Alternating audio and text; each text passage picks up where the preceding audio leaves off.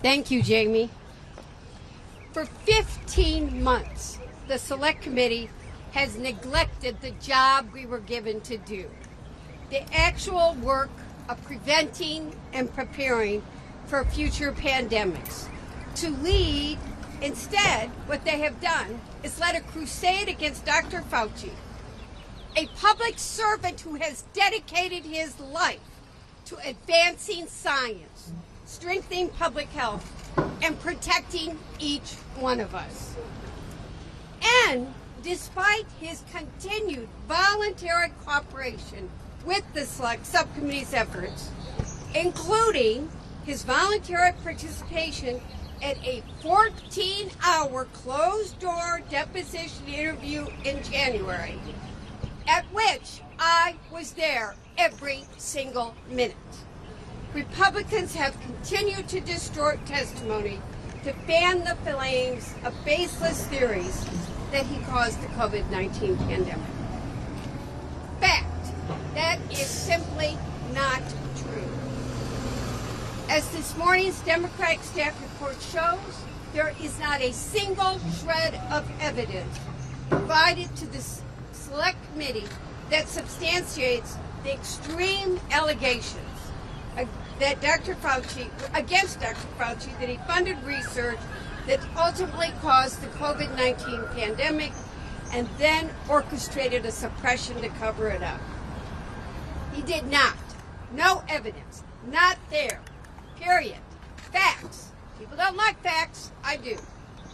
And now, despite promising to the American people that we would make progress in getting to the bottom of the pandemic's origins, we're a year and a half into the House Republican majority, and their efforts haven't brought us closer to understanding where this virus actually came from. And I have a lot of questions, just like everybody else. I'm totally open. What happened? Why can't we focus on what happened instead of trying to demonize people who've made great contribution to medicine? And while Republicans have spent their time in taxpayer dollars on this fishing expedition, Democrats have been serious about the actual work of preventing and preparing for future pandemics.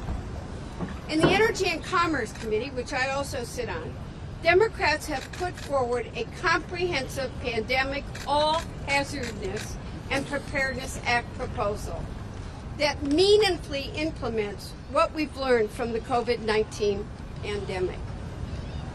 And we need to do that. It's not, will there be another pandemic? When will there be another pandemic? And what did we learn so we are better prepared?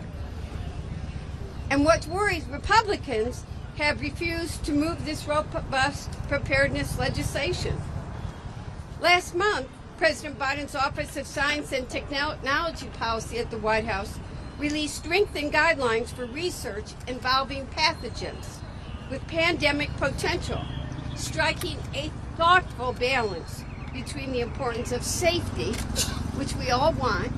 We know we've got to tighten up standards for research in these labs, and continued scientific progress.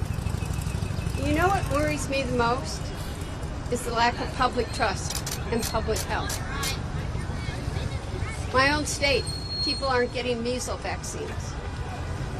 People aren't getting vaccines for diseases that were almost eradicated, and they're coming back. We need to be working together. Public trust in public health is the foundation of safety for this country. Political games is destroying that public trust.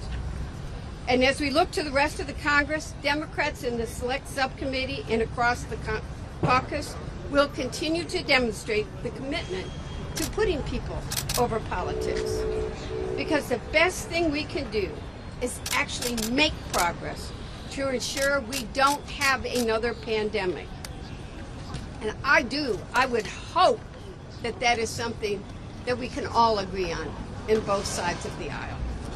And with this, I'll pass it on to my distinguished colleague and friend, Deborah Ross of the Select Committee.